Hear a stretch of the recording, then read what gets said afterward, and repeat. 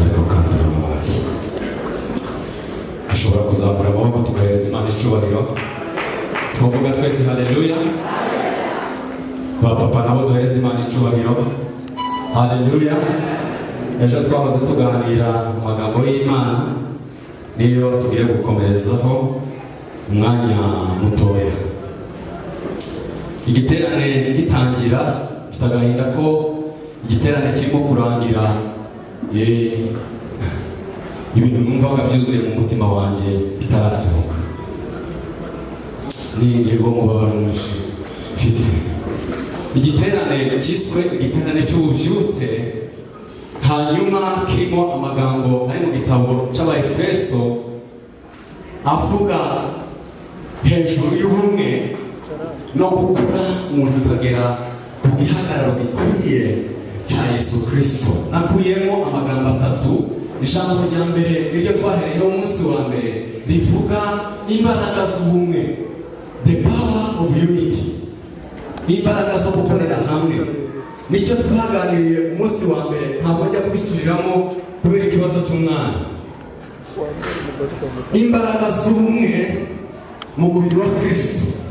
Iyo umubiri wa Kristo ukorera hamwe, ibyo bakora biroroha, kandi ibyo dukora iyo tubikoze bitari ku bwacu, imbaraga tutazishatsemo, ibyo dukora biroroha. Mwumve babwira iki ngiki: iyo watekereje guterura umurimo w'Imana nawe tuzawushobora, uzawushobozwa n'ibintu bibiri biza bigushoboza gukora umurimo w'Imana. Ni ukujya wumva ko imbaraga zawe zo kubikora zibitse muri mugenzi wawe. Reka nsubire. Umurimo w'Imana dukora woroha igihe utitekerezamo ufite imbaraga zo kuwukora. Gusa bizakunda ko umurimo w'Imana woroha papa igihe imbaraga zo kubikora uzitekereza ko ziri muri mugenzi wawe, apana umurimo. Ugatekereza ko utakaza mugenzi wawe, uzaba utakaje imbaraga zo kubishobora. Sikundika.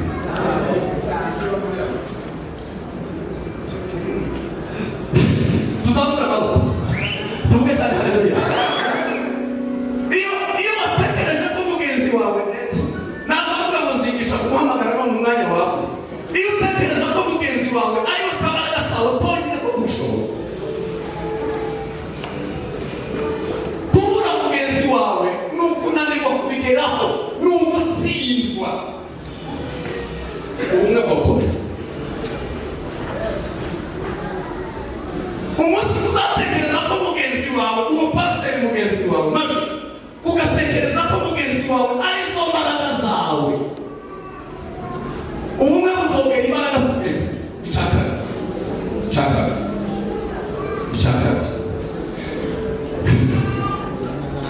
Tujya tubishobora iyo tutabyirwaniriye, iyo atari twebwe turimo turabikora. Mwumve mbabwire iki ngiki kiri mu ijambo ry'Imana. Mose yatumye abatasi 12 kujya gutata i Kanani, arababwira ngo mu miryango yose ya Isiraheli 12 nimuhaguruke mujye gutata, mugende mujye gutata mutubwire igihugu kimeze. Bagenda 12 baragaruka. Hanyuma igitangaza kitakintangaza nuko abagabo 10 bazanye amakuru y'ukuri. Abagabo 10 bazana amakuru y'ukuri.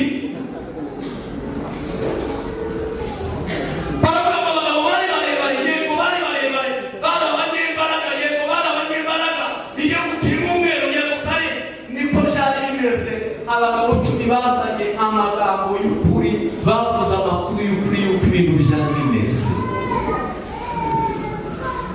Se kibazo kimwe bagize, bakoze komparizo yabo n'abandi. Izo fenase komparizo twirebaga, twakwireba tukibona tumeze nk'uko kwizige. Iyo twireba mu murimo w'Imana twebwe dufite kuwukora, tukadutsindwa gutya, tubasha gutsinda gusa igihe twavuze ngo ni Imana. Karibu na Yeshua icyo bakoze twokare.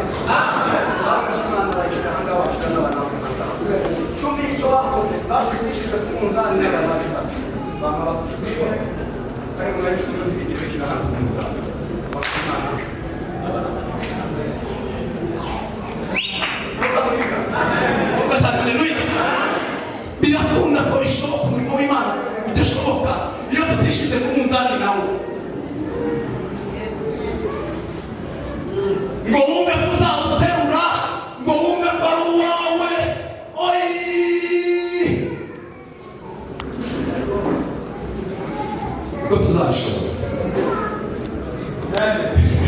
biri bikomeye bizashoboza umurimo w'Imana kuwukora bakageraho biri bikomeye. Iyo tubonamo imbaraga ukabona imbaraga mugenzi wawe,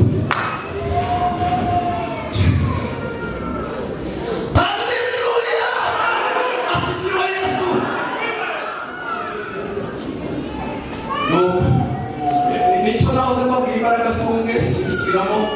Ejo twavuze gukura umuntu agakura akagera ku kigero gikwiye cya Kristo. Ni ibintu bibiri. Gukura umuntu ngo agere ku kigero cya Kristo ni bibiri. Ni ukugira ishusho ya Kristo, gukura nk'uko Kristo yakoze, no gukora nk'ibyo Kristo yakoze. Ndabisaba ushaka kugera ku kigero gikwiye cya Kristo ni uwabasha kugira ishusho nk'iya Kristo, akaba icyo Kristo yasize avuze ko agomba kuba cyo, hanyuma agakora bisa n'icyo Kristo yavuze ko tugomba gukora. Urugero rukwiriye rwa Kristo ni being and doing, but being before doing. Ni ukuba mbere yo gukora, ariko ukabanza kuba ukabona gukora.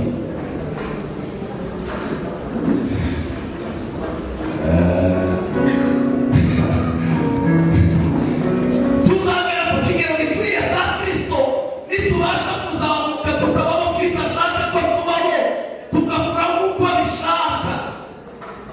Pawulo yanditse avuga ngo mugendere muri we, mushorere imizi muri we, mugize mufite gatatu. Bibiliya ivuga ngo mubakwe muri we ni bitatu. Yavuze ngo mubatswe muri we, mushorere imizi muri we, kandi ngo mugendera muri we.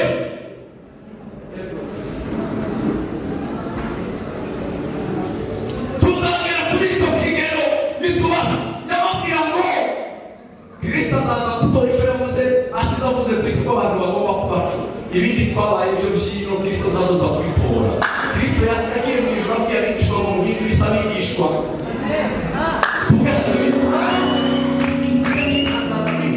Iyo ntekereje ko Kristo atigeze abwira abigishwa be ngo bajye guhindura isi ba Yesu, akababwira ngo bakore self-made education, mugende mwibiri tuye mwibiri.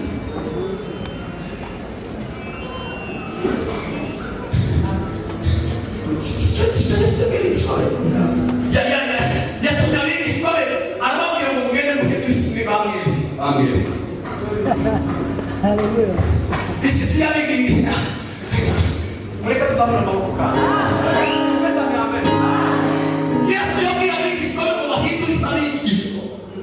Ibindi twabaye ejo ni ikintu. Hanyuma Yesu azaza gutora icyo ngicyo nyine. Icyo Yesu avuze ko abantu bagomba kwacu.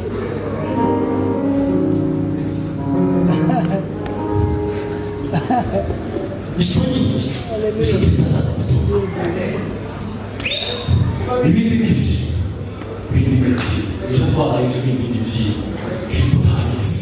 Icyazi asumigisha kuko Yesu abwira abantu ngo bahindure isi tuba abigishwa.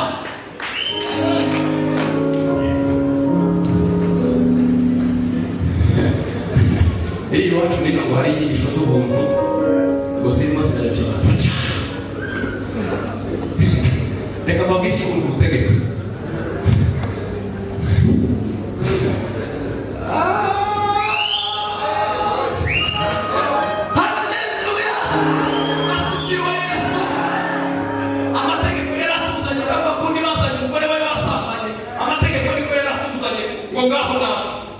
Niko amategeko yaratuzanye ngo tugeze kuri Yesu. Habamo amagambo atatu gusa, niyo yonyine y'umuntu bwonyine n'ubuco buguruzamuka.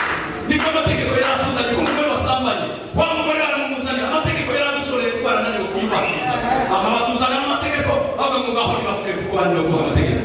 Hanyuma ngo tugere kuri Yesu aramubwira ngo urakize.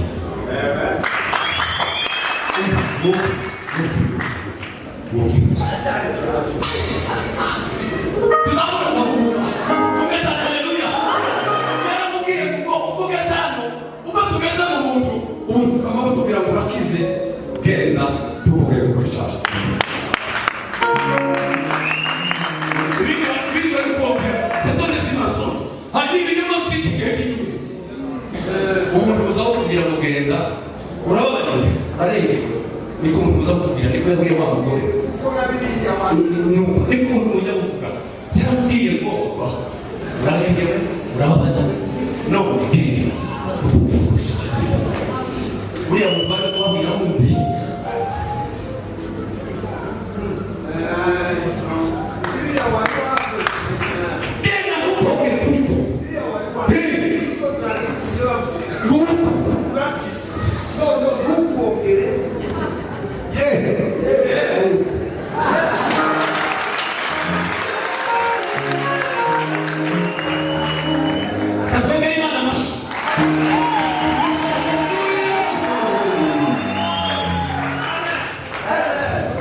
niko ujya gutegeka ubuntu niko ujya kubwira abantu kandi babwire iki gihe kubera ndabizi ko ari indwara iteye ino mu buntu bwo kwinjiramo ni ku buntu ariko ugezemo uzusanga muregera badodereteye nicyo baza bababwira harimo regera badodereteye kwinjira ni ku buntu ariko ugezemo uzusangamo yaderekeremo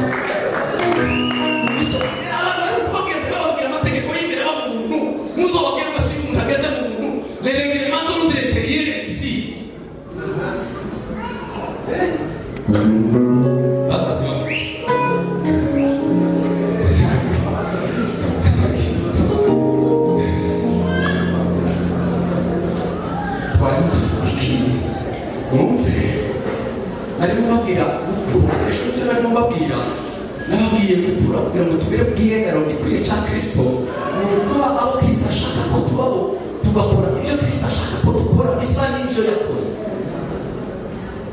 turimo baba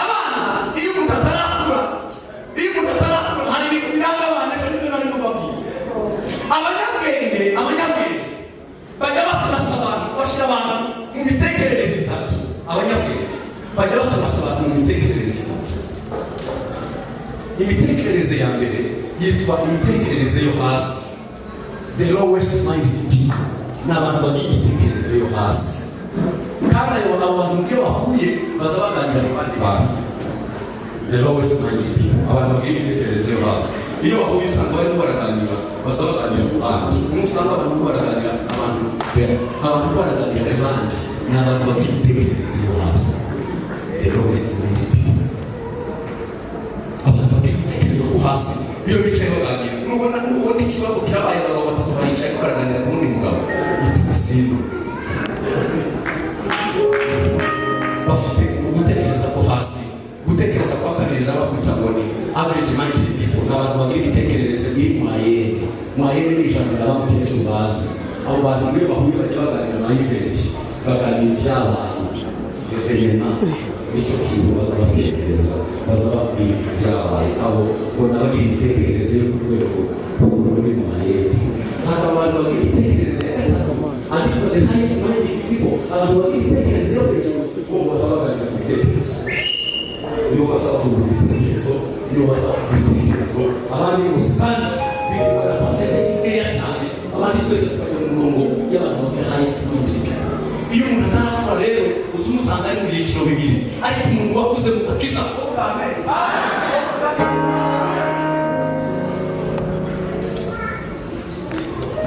iyo umuntu yakuze agira imitekerereze ishaka kugera ko ejo narababwiye ngo don't be a victim of change ntukeneye kuba abantu victime y'impinduka ahubwo musabe les agents agents of change ntukeneye kuba ntukeneye kuba victime w'impinduka ahubwo usabe agent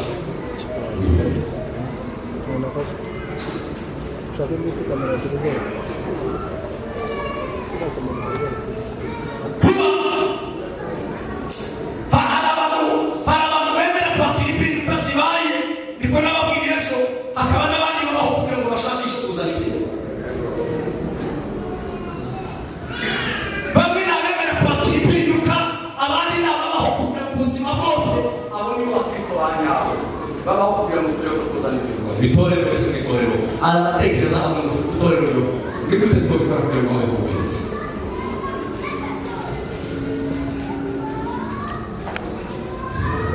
Nibyo twarimo turaganira hejuru ubwo nahereye ejo bundi nahereye ejo ngeze aho tugeze ejo aho twaragejeje turi kumwe tubwane tuzamure amaboko tuvuge haleluya n'abari inyuma tuzamure tuvuge haleluya.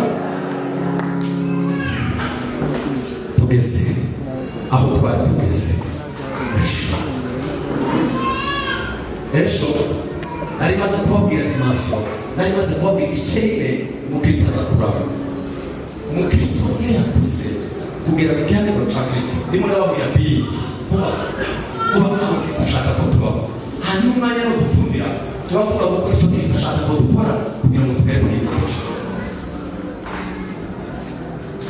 narababwiye ngo uyu muntu akura umukristo akura aza akura mu bice bine Luka ibice bibiri mirongo 52 sibisubiramo.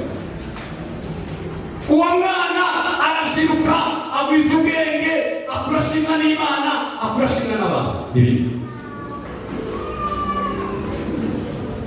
Ibindi uwo mwana arashiruka akuza igihagararo aspect physique. Uwo mwana agwiza ubwenge aspect mental. Uwo mwana akurashimwa n'Imana aspect spirituel. Uwo mwana akurashimwa n'abantu aspect social. Bine.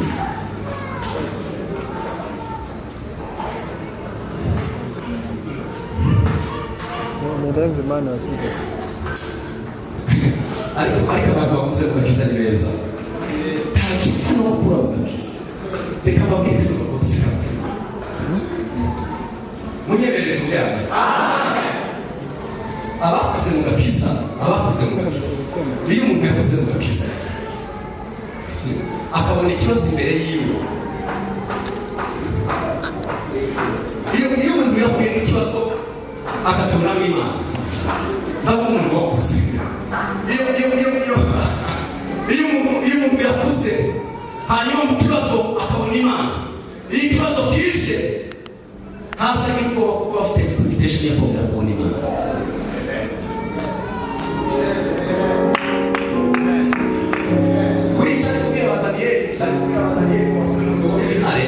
Bari kubwira umunezero n'ushobora kubana n'Imana babonye umutuku niko bameze basubana. Ikibazo mu buzima hanyuma bakaba bakongera kubona ikindi kibazo bazarishimishwa no kuva mu kibazo.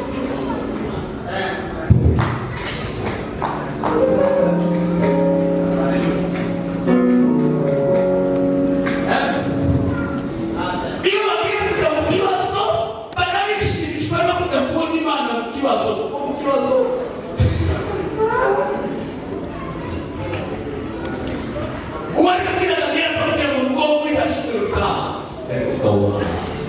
Verdadeira. Eu quero combinar.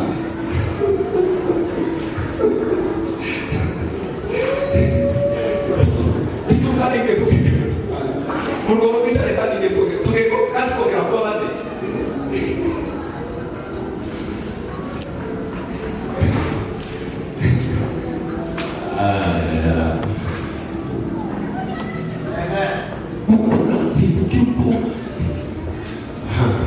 Kubereka ngombwa ko dukura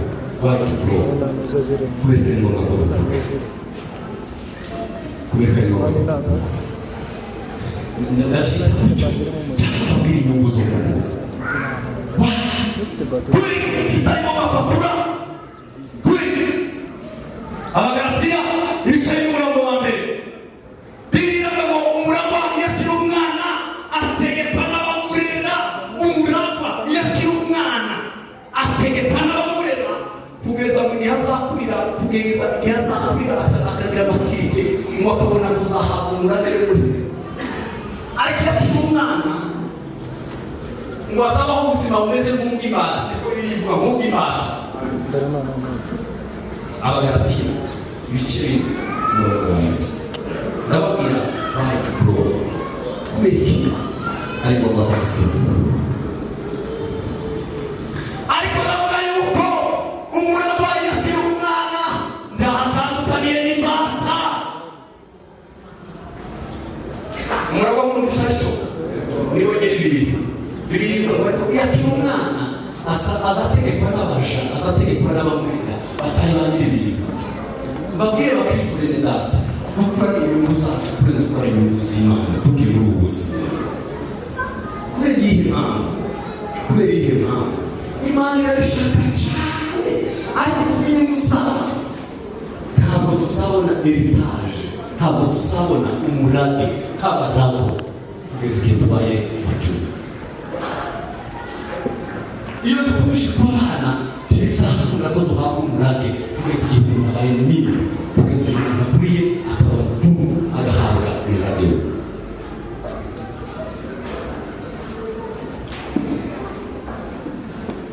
Ntabwo tuzaho yego nidushaka tubyirengagize kubw'inyungu, twirengagize inyungu z'Imana mu gukura, ariko twebwe umuragwa iyo akiri umwana ntabasha guhabwa umurage we kugeza igihe azakurira, kugeza igihe cyategetswe na se, bakavuga ko nageza imyaka 25 tubimuhaye akiri umwana yabyaya.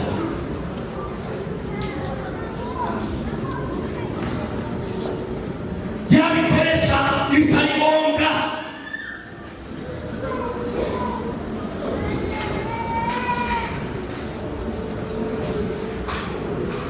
Ibi byose ni inyungu zacu iyo turimo turakura. Wabwira cyane iyo turimo turakura cyane. Why to grow? Tuva mu bubata. Iyo twakuze, iyo tukiri abana tubibata z'abaturere, ariko iyo twakuze tuzasohoka mu bubata. Iyo twakuze dusohoka mu bubata. Cyakara iyo twakuze nibwo duhabwa umurage wacu. Iyo twakuze nibwo duhabwa umurage wacu. Ntawabasha kumenya uwo ari we kugeza igihe wakuriye. Abaheburayo ninde wanditse igitabo cy'abaheburayo ba Pasiteri John C. ariko wanditse igitabo cy'abaheburayo yaravuze ngo tumwetane haleluya, haleluya, torero ry'Imana tumwetane haleluya. Bibiri iravuga ngo Mose amaze gukura, apana akiri umwana, tujya tumenya ko turiho iyo tumaze gukura. Ntabwo bikunda ko umuntu yabasha gusobanukirwa umenye uwo ari we utarakura. Mose amaze gukura nibwo yamenye uwo ari we, hanyuma yanga kwitwa umwana w'umukobwa wa Farawo, ahitamo kureba mu bwoko bwabo, ariko byabaye agakorera ubuzima. Amen.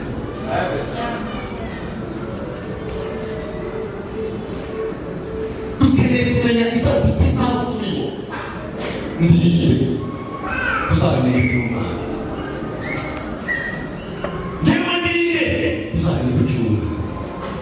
Ariko ibyo tuba mu buzima bwa Kristo tuba dutekereza ko muri ibyo dukora bizaniye agaciro abo turimo.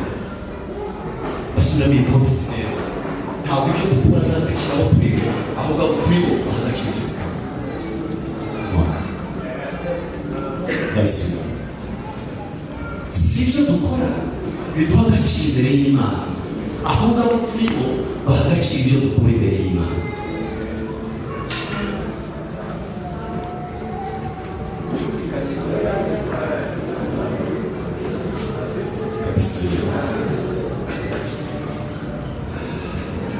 Ainuliwe Yesu. Tuweke haleluya.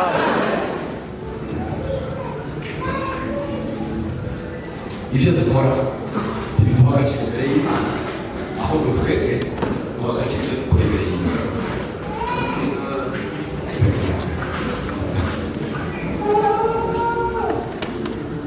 Kayini na Abeli, Bibiliya ivuga ko Imana ntiyishimiye Kayini n'ibyo yakoze n'ituro rye ntiyishimiye.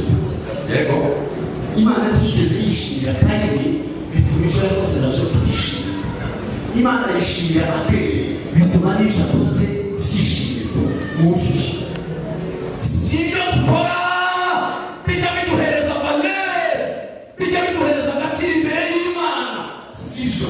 Iyo ibyo dukora yawe tukaduha agaciro, Kayini nawe aba yaragize valeur, ariko ibyo yakoze byavuze valeur kubera niwe wa mbere wabaje gutakaza valeur imbere y'Imana. Niba utayemewe imbere y'Imana bituma n'amaturo ye atemerwa, ariko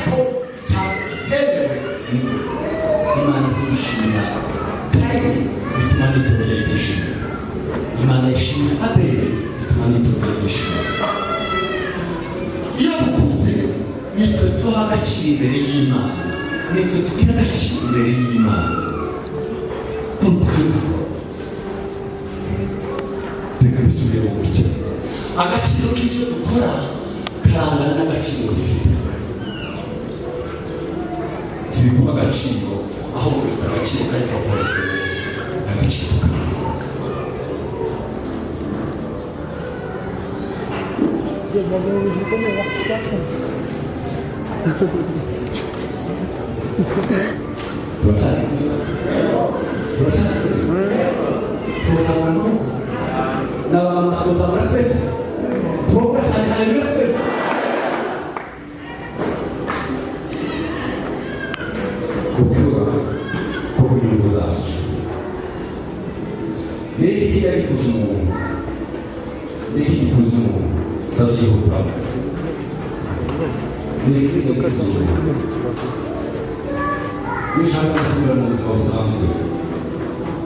Icyambere burya umwana akura kubera mentalite y'ubushake. Psychologically iyo umwana akiri mutoya ajya atangira kwigira inkweto za se, cyangwa agatangira kwigira imyenda ya se, cyangwa abakobwa agatangira gukora utuntu twa mama. Buriya umwana harimo mentalite igira amubwira ngo ni ngombwa nanjye kunkura, ndashaka mfite kwifuza gukura. Nubwo ibintu biduta ariko urashaka uburyo umwana wawe agatangira kwiga inkweto zawe akazikubita. Inkweto zawe afite mentalite y'ubushake, arumva ashaka gukora. Icyambere ni ugushaka. Icyaka ntawe uzokura ikabisubire n'iki n'iki, ntawe uzokura kugeza igihe ubigiriye ubushake. Gukura si icyo umuntu aryamamo n'igicuro mu gitondo asabe cy'abana, imbere ushake habanza ubushake bwo gukura. Icya kabiri ni ukwitoza.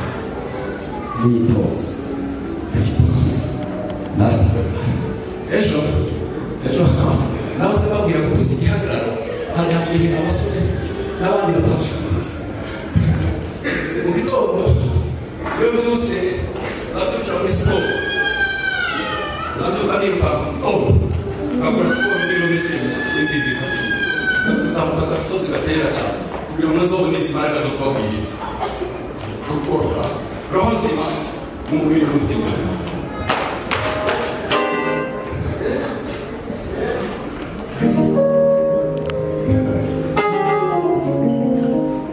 Amen. Toka cyane, haleluya. Tuzamuye ibiganza twese. Asifiwe Yesu.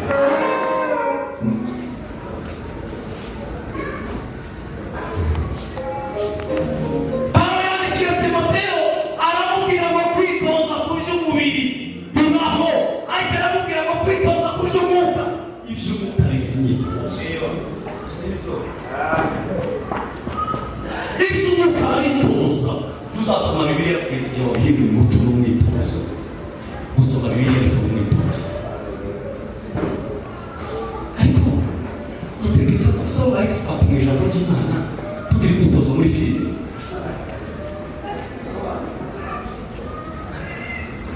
Dutekereza ko tuzaba umuhanga ukomeye mu ijambo ry'Imana witoza kureba filime. Dutekereza ko umuntu yaba umukinnyi w'umupira utera umupira cyane akora imyitozo muri basket.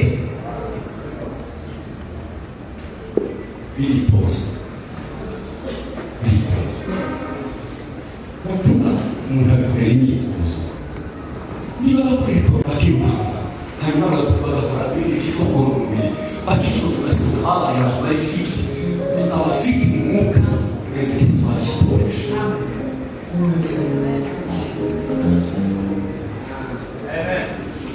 Tushaka tubikunda mese kuba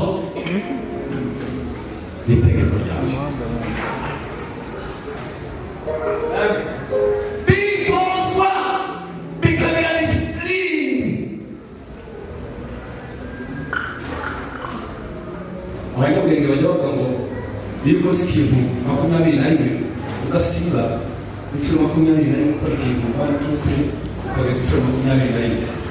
iya makumyabiri na kabiri gukomeza biba byabaye ikintu nk'amaraga bigusaba kugira ngo ugire abyabaye kabiri icyo ukora nushaka kubyuza nushaka kubyuza saa kenda gusoma bibiri gusenga ugashaka kwiga ubuzima uzabikora ibyumweru nyuma y'ibyumweru bitatu uzishyura nta reveyo ishize kuko byamaze kuba kimwe n'ibigizwe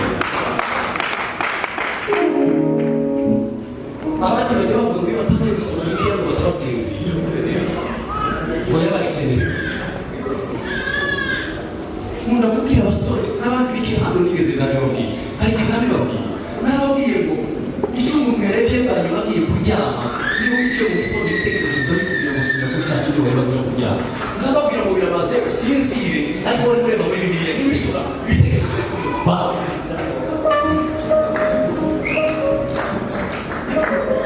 uwasinzira areba muri bibiliya bitandukanye n'uwasinzira areba muri telefone ukwiye kwishyura gitondo umutima uzi kugira ngo mpamvu muri telefone ntabwo aho mesaje zari zigeze komereza ahandi gusubizaho neza amafaranga niba warekera ujya gusinzira biramaze ko tugusinzira ariko tugasinzira tumubwira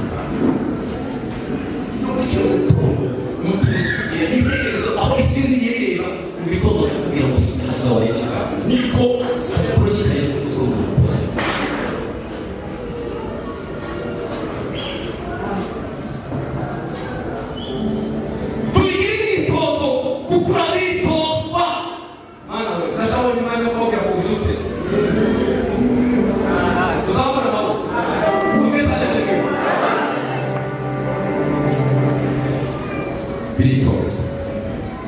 biritozwa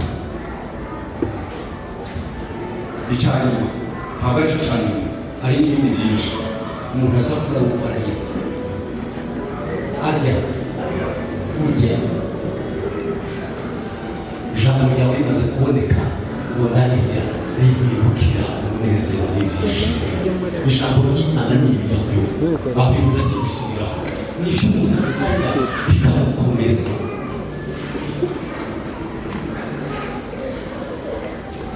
dukoramo mutekana tuzakora tutarya abantu barwaye mugari abantu barwaye kandi umurwayi ogapi kakene ko mugura amavuta meza yo kumusiga oya ibiri imbere nicyo bigaragaza twebwe inyuma ibiri imbere nicyo bigaragaza twebwe inyuma umwana warwaye bwaki ndumva ngo nibaje kumugura amavuta y'ibihumbi 20 nushaka kureke kumusiga umugaburire umubiri uza kubwiriza uganira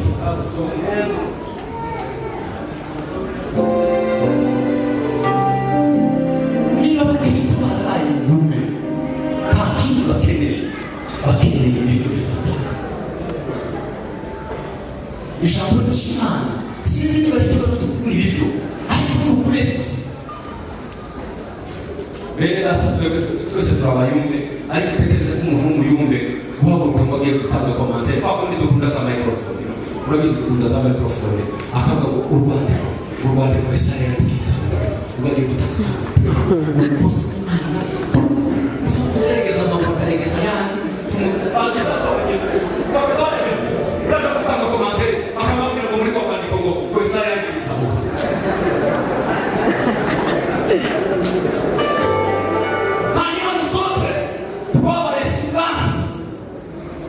abandi baracecetse ngo abone bavuzwe abakozi b'Imana twarabatingishije babaye bane ngo bagira bakituvuga wareba ahantu dukora ntabaho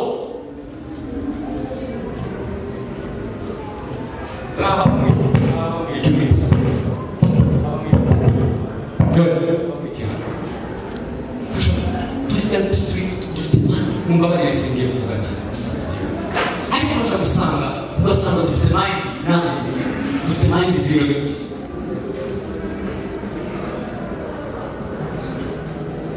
mureke twicara twige turya ijambo ry'Imana twicara twige ijambo ry'Imana reka twigure bakuru tugere tukigire kwica Kristo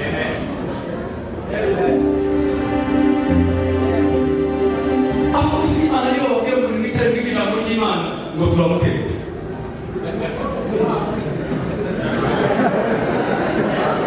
maretse tukiga ariko ureke babwira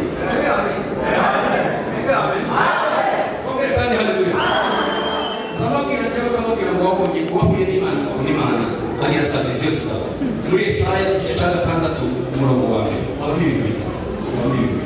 Yesaya yabonye Imana, Yesaya ariyo, Yesaya abonye Imana n'ibitatu yabonye. Umwaka wose yatanze Yesaya yabonye Imana. Amaze kubona Imana bari mu rukuta y'umunyabyaha. Amaze kubona urukuta rw'umunyabyaha aboneka nk'umuntu w'Imana. Imana y'Imana ntabwo wahuye n'Imana azabona abantu. Ntabwo uyu muntu w'Imana ubaye ni ukuri kw'Imana n'ikunda kw'Imana itwereka abantu atatwereka ko uyu muntu w'Imana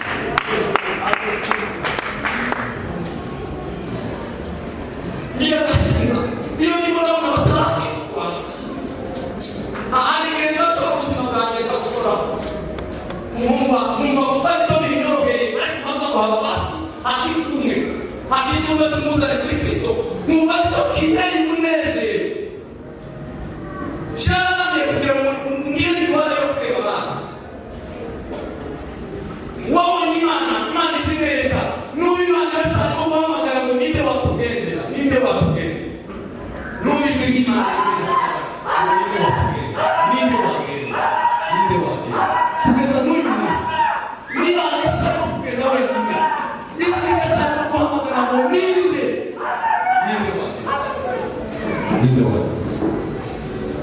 ninde wagenda Imana ikiravuza ngo ninde wahaguruka ngo tugendere. Nigeze kumva kubwiriza mu masaha y'iriya mwuka w'Imana arangenderera ambwira icyo muri cyo ntabwo ari ndamagurukije arambwira ngo bari bameze amereza icyanditswe muri Ezekiyeli kivuga ngo bari bameze nk'akagezi ngo akagezi gatendeye mu mugezi munini mu cyanditswe muri Yesaya niko Imana yambwiye muri cyo ariko kubwiriza mu masaha numvise Imana irasanze arambwira ngo bameze mu kakagezi gatoya katembeye mu mugezi munini hanyuma mu kakagezi gatoya kageze muri wa mugezi munini ibirimo biri muri uwo mugezi ngo bigire ubuzima hanyuma biteye ku mubiri kumutukiza abantu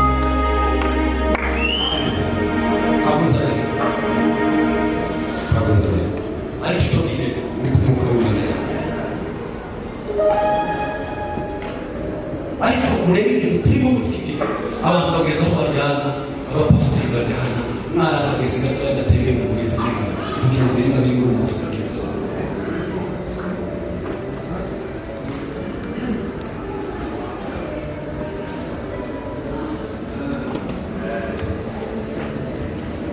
Gutsindwa gukomeye mu buzima bwa Kristo ni ugutsinda ikitari umukoro. A great faith in life is success in a wrong assignment. When you succeed but in a wrong assignment you fail. Gutsindwa gukomeye ni ugutsinda ikitari devoir. Mwari mufite devoir ibindi byose muzageraho bitari devoir yo gutsinda. Mufite devoir aho mwakwicaye mukunama mukabaza Imana ngo tubwire impamvu yatuzanye muri iki gihe. Ntabwo muri transite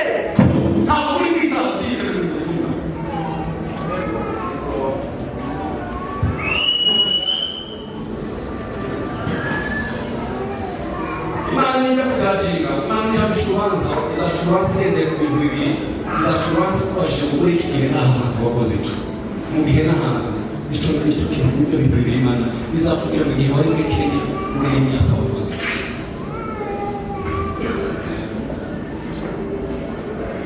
mubabarire nagiye hanze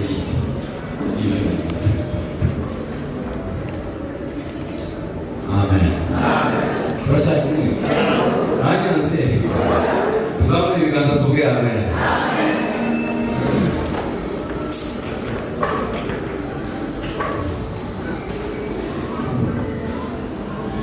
ejo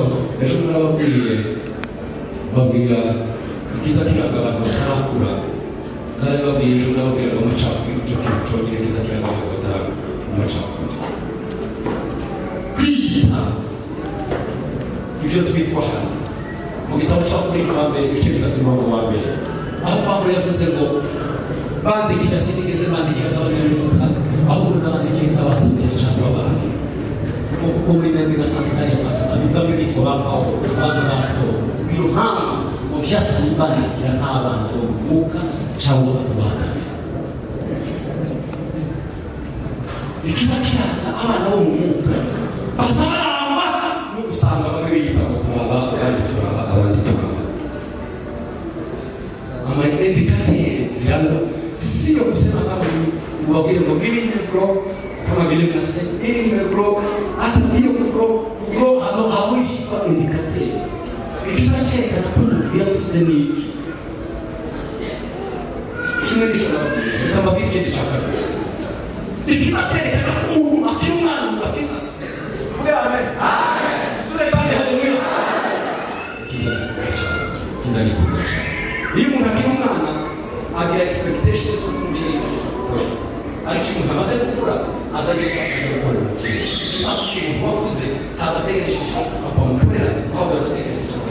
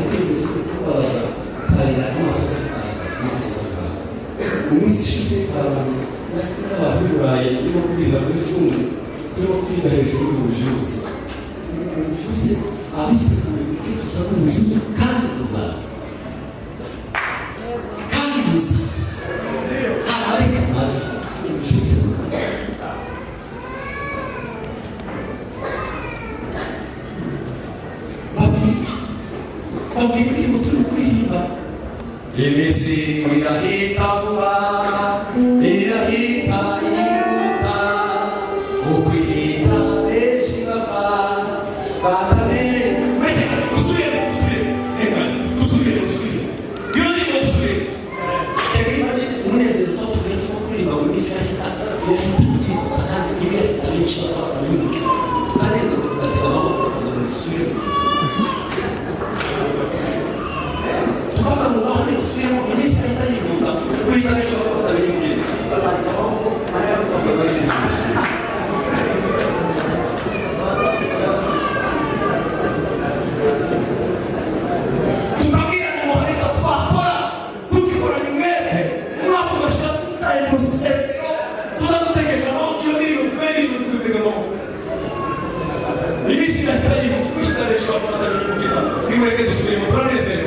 barimbutse barimo bafata n'umukiza birategereje kugeza aho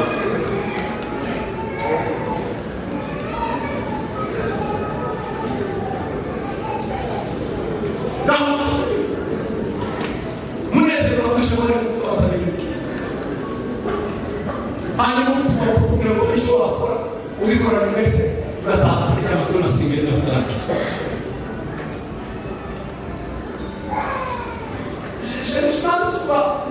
Imana twamenye sinari urushombere Imana twamenye kugeza uyu munsi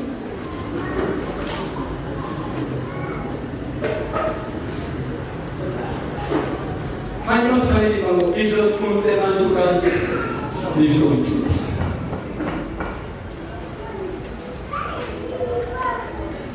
amen bana bingohaye icyo kibazo dufitanye n'Imana icyo kibazo dufitanye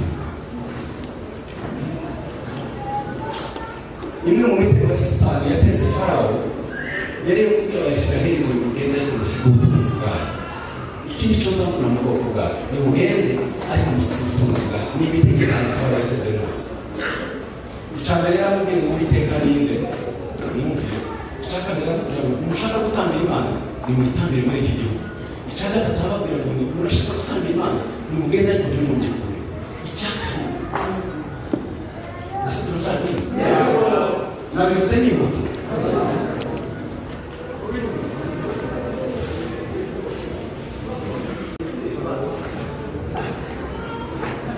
amen arababwira ngo Aroni n'Amose arababwira ngo none hazagenda abantu ki ni bande bazagenda dukora amashojo hazagenda abantu ki ejo bundi kurubwira nzababwira imyuka irimo ategeka isi irimo kurwanya itorero irimo iragabanya ubujutsi kuri muzika ariko arababwira ngo none ntibogenda mu musiga ubutunzi bwanyu muzima barimo bababwira ngo basiga ubutunzi bwanyu Farawo yari azi ko aho ubutunzi bw'umuntu buri ariho n'umutima wiwe muzi impamvu abanyamurenge tuba dukomera ku byacu ibizokunda kohereza umutima ku Mana umutima uzira ubutunzi nushaka ko umutima wawe ushaka ku Mana aho haziye ubutunzi bwawe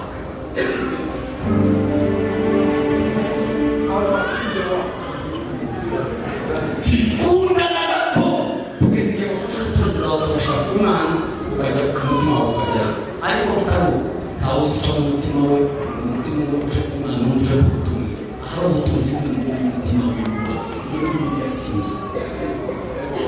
nushaka ko umutima wawe ujya ku Mana uzavuga ko ujyana ku Mana umutima wawe uzakurikiza Imana irabizi ikiza kimenyekana neza ko imitima yacu yahuye n'Imana nuko ubutunzi bwacu tutigeze tubona baserekate ikinyereka ko tujya kure y'Imana nuko ibyacu tutigeze tubyemeza isa n'uby'Imana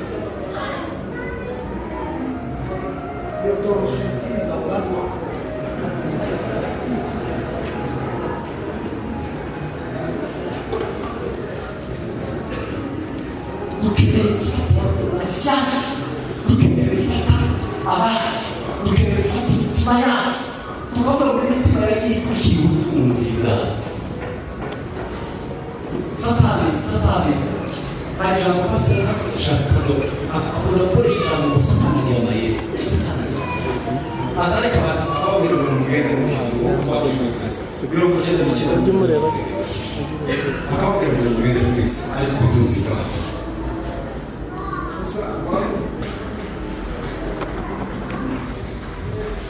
nigeze kugera iwacu bishop arahazi ugiye kubwiza umuhani wawe ko wabyicaza